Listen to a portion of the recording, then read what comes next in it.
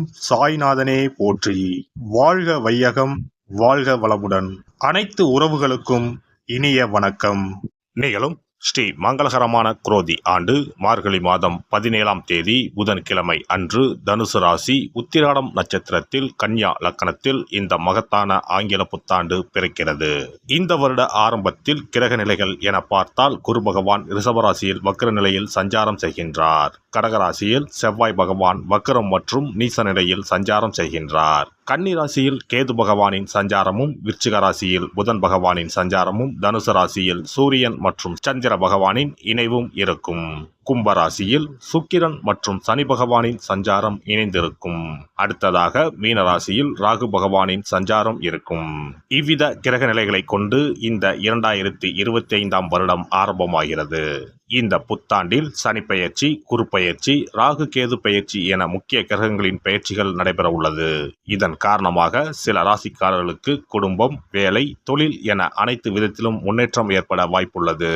பிப்ரவரி 4ஆம் தேதி குரு பகவான் ரிஷபராசியில் வக்ர நிவர்த்தி அடைகிறார். மார்ச் 29ஆம் தேதி சனி பெயர்ச்சி நடைபெற உள்ளது.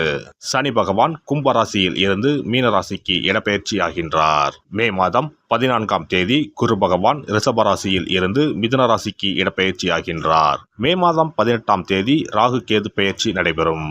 ராகு பகவான் கும்பராசிக்கும் கேது பகவான் சிம்மராசிக்கும் இடப்பெயர்ச்சி ஆகின்றனர். இந்த கிரக அமைப்பு மற்றும் பெயர்ச்சியினால் உங்கள் வாழ்வில் ஏற்பட போகும் சுபபலன் என்ன என்பதனையும், அசுப பலன் ஏற்படுமாயின் ராசிக்காரர்கள் செய்ய வேண்டிய பரிகாரம் என்ன, வழிபட வேண்டிய தெய்வம் யார் என்பதனை பற்றியும் விரிவாக காண்போம். பிறக்கப் போகும் இந்த ஆங்கில புத்தாண்டு உங்கள் வாழ்வில் வளமும் நலமும் செல்வ செழிப்பும் பெற்று வாழ்வில் உயரிய நிலையை அடைய எல்லாம் வல்ல எம்பெருமானை வேண்டி விரும்பி கேட்டுக்கொள்கிறேன். மகர ராசி அன்பர்களே, ராசிக்கு 3ஆம் வீட்டில் பயணம் செய்யும் ராகு பகவானால் புது தெம்புடன் செழிப்பான வாழ்க்கை அமையும். புது முயற்சிகள் யாவும் வெற்றி பெறும்.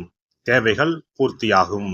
உங்களுடைய நீண்டகால கனவுகள், லட்சியங்கள் நிறைவேறும். பாக்கியஸ்தானத்தில் மோட்சத்தை கொடுக்கக்கூடிய கேது பகவானின் பயணம் இதுவரை தடைப்பட்டு நடக்காத காரியங்கள் அனைத்தையும் தடைகளை நீக்கி சுபமாக நடைபெறும். 2025ஆம் ஆண்டு மே மாதம் முதல் ராகு பகவான் குடும்பஸ்தானத்திற்கு வரப்போகிறார். பேசும் வார்த்தைகளில் கவனம் தேவை. வாக்கு கொடுத்து மாட்டிக்கொள்ளாதீர்கள். குரு பகவானின் பார்வை 2025ஆம் ஆண்டு மே மாதம் வரை கிடைப்பதால் திருமண சுபகாரியம் கைகூடும். மே மாதத்திற்கு பிறகு குரு பகவான் 6ஆம் வீட்டிற்கு செல்வதால் உடல் ஆரோக்கியத்தில் அக்கறை காட்டுவது அவசியம். நோய்கள் வெளிப்பட்டு குணமடையும். கடந்த 7.5 ஆண்டு காலமாக சனியால் ஏற்பட்ட சங்கடங்கள் விலகப் போகிறது. 7.5 சனி முடிவுக்கு வரப்போவதால் 2025ஆம் ஆண்டு மகிழ்ச்சி நிறைந்த ஆண்டாக மகர ராசிக்காரர்களுக்கு அமையப் போகிறது. 2025ஆம் ஆண்டு புத்தாண்டில் மகர ராசிக்காரர்களின் வாழ்க்கையில் புது ஒளி பிறக்கும். மார்ச் மாதத்திற்கு பின் சனி பகவான் பெயர்ச்சியால் 7.5 சனி விலக உள்ளது. இதன் காரணமாக உங்களின் செயலில் சிறப்பான முன்னேற்றமும் திருப்தியும் ஏற்படும். இந்த ஆண்டில் நீங்கள் நினைத்ததை விட அதிகமாக சம்பாதிக்க முடியும். மகாலட்சுமி தேவியின் அருளால் நீங்கள் கடன் தொல்லையிலிருந்து விடுபடுவீர்கள். அதிர்ஷ்டம் உங்களுக்கு சாதகமாக அமையும். உங்கள் வேலை மற்றும் தொழிலில் புதிய உயரங்களை எட்ட முடியும். வேலை தேடுபவர்களுக்கு நல்ல வாய்ப்புகள் அமையும். பெரிய நிறுவனத்தில் பெரிய பொறுப்பில் அமருவீர்கள். உங்கள் கனவு நிறைவேறும். முயற்சிக்கு ஏற்ப முன்னேற்றம் பிறக்கும். உறவுகளுடன் அனுசரித்து நடந்து கொள்வது நல்லது. சோம்பலால் சில செயல்களில் தாமதம் ஏற்படும். மறதி சார்ந்த பிரச்சனைகள் தோன்றி மறையும். எந்த சூழ்நிலையும் சமாளிக்கும் தன்னம்பிக்கை உண்டாகும். சுகபோக விஷயங்களில் நாட்டம் ஏற்படும். சமூக பணிகளில் இருப்பவர்களுக்கு செல்வாக்கு அதிகரிக்கும். உடன் பிறந்தவர்களின் மூலம் அனுகூலம் உண்டாகும். பலதரப்பட்ட மக்களின் தொடர்பு கிடைக்கும். வழக்கு சார்ந்த பணிகளில் எதிர்பார்ப்புகள் நிறைவேறும். வெளிவட்டாரத்தில் செல்வாக்கு அதிகரிக்கும். மனை சார்ந்த செயல்களில் ஆதாயம் உண்டாகும். குடும்ப உறுப்பினர்களின் ஒத்துழைப்பு கிடைக்கும். பயணங்களின் மூலம் புதிய அனுபவம் ஏற்படும். தொழில் நிமித்தமான புதிய சிந்தனைகள் உண்டாகும். அரசு தொடர்பான பணிகளில் காலதாமதம் ஏற்படும். உடல் ஆரோக்கியத்தை பொறுத்தவரை அவ்வப்போது சிறு சிறு இன்னல்கள் ஏற்பட்டு நீங்கும். சிந்தனையின் போக்கில் கவனம் தேவை. பழைய நினைவுகளால் ஒருவிதமான பதற்றம் ஏற்பட்டு நீங்கும். தியானம் மற்றும் சிறு அளவிலான உடற்பயிற்சிகளை மேற்கொள்ளவும். வாகன பழுதுகளை அவ்வப்போது சரி செய்து கொள்ளவும். பெண்களை பொறுத்தவரை சகோதரர் வழியில் மகிழ்ச்சியான செய்திகள் கிடைக்கும். சிறுதூர பயணங்களின் மூலம் புதிய அனுபவம் ஏற்படும்.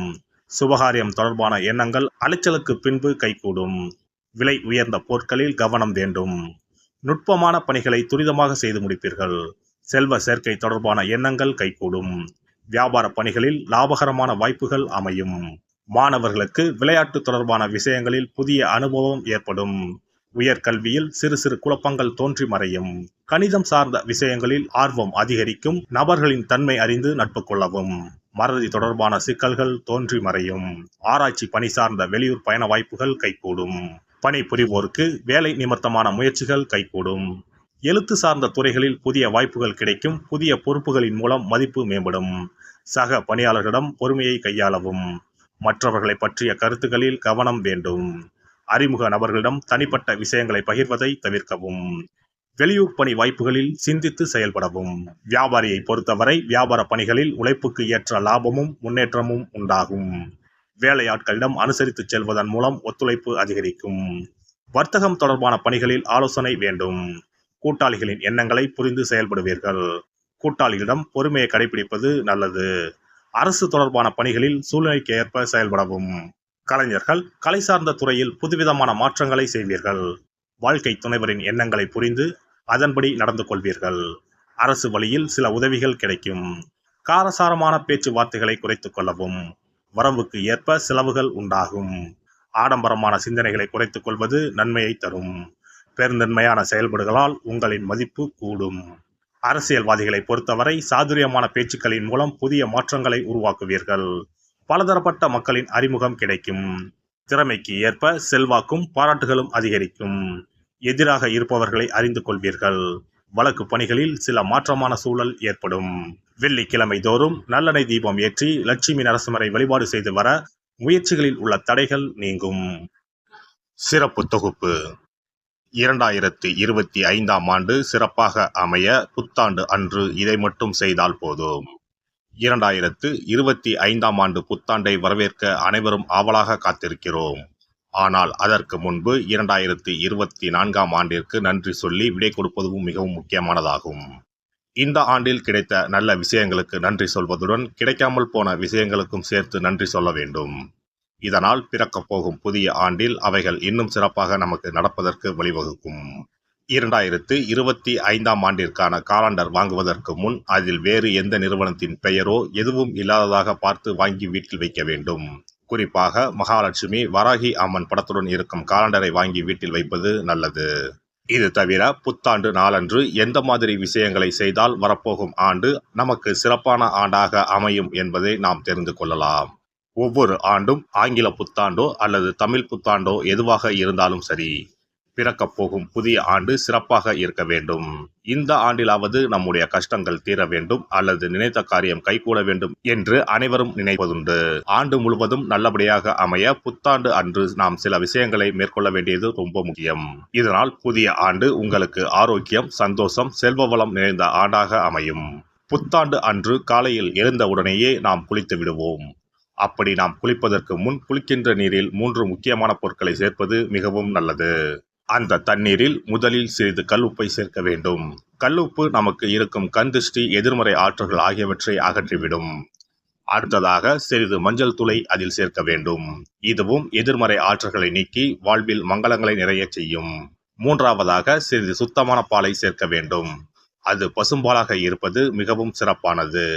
இவை மூன்றுமே மகாலட்சுமியின் அம்சமானவை என்பதால் இவற்றை நீரில் கலந்து குளித்தால் அந்த ஆண்டு முழுவதும் நமக்கு மகாலட்சுமியின் கடாட்சம் கிடைக்கும்.